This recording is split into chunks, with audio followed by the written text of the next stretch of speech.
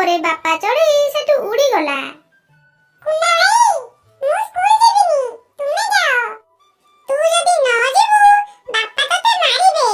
ମାଡ଼ ଖାଇବା ଅପେକ୍ଷା ସ୍କୁଲ ଯିବା ଭଲ। ମୁନ୍ନା ମାଡ଼ ଖାଇବା କଥା ଶୁଣି ସ୍କୁଲକୁ ଯିବା ପାଇଁ ରାଜି ହୋଇଗଲା। କିଛି ସମୟ ପରେ ସେମାନେ ସ୍କୁଲକୁ ଗଲେ। ସ୍କୁଲକୁ ସବୁ ପିଲା ଆସି ଯାଇଥିଲେ, କିନ୍ତୁ ସାର୍ ଆସିନଥିଲେ। ମୁନା, ସାର୍ କାଲି ପାଠ ଦେଇଥିଲେ, ତୁ କରିକି ଆସିଛୁ ଟି? ମୁନ୍ନା ତ ସ୍କୁଲ ଆସେନି, ସେଥିପାଇଁ ପାଠ କଥା ଶୁଣି ତା ଦେହରୁ ଝାଳ ବାହାରି ପଡ଼ିଲା। ଚିଙ୍କି, ସାର୍ କୋଉ ପାଠ ଦେଇଥିଲେ? ଆଜି ସାର୍ ଇଂଲିଶ ୱାର୍ଡ ପଚାରିବେ। English word? ଆରେ ବାପାରେ, ମତେ ତ କିଛି ଆସିନି। ଆଜି ତାହେଲେ ମଲି। ହେ ପ୍ରଭୁ, କାଇଁ ଆଜି ଆସିଲି କେଜାଣି? କୁନା ଭାଇ, ମୋ ପେଟ କଣ ହଉଛି? ମୁଁ ଘରକୁ ଯାଉଛି, ତୁ ଆସିବୁ। ଚିଲ ସାରଙ୍କ ଆସିବା ସମୟ ହେଇଗଲାଣି।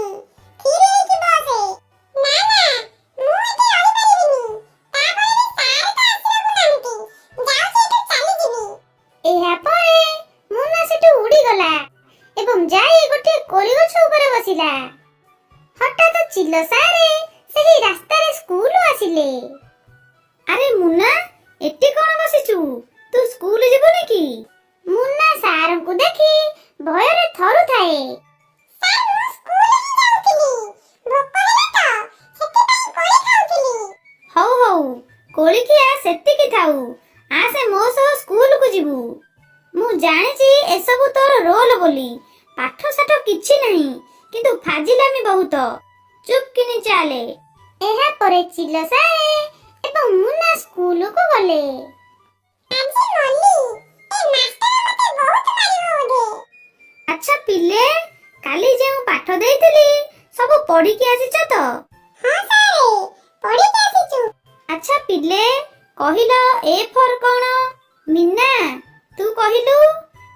Sir, A for apple. Very good. Muna, ତୁ କହିଲୁ ବି ଫର୍ କଣ? ବି for bat. Very good. Chinki, ତୁ କହିଲୁ ସି ଫର୍ କଣ? C for cat. Very good. Muna, ତୁ କହିଲୁ ଡି ଫର୍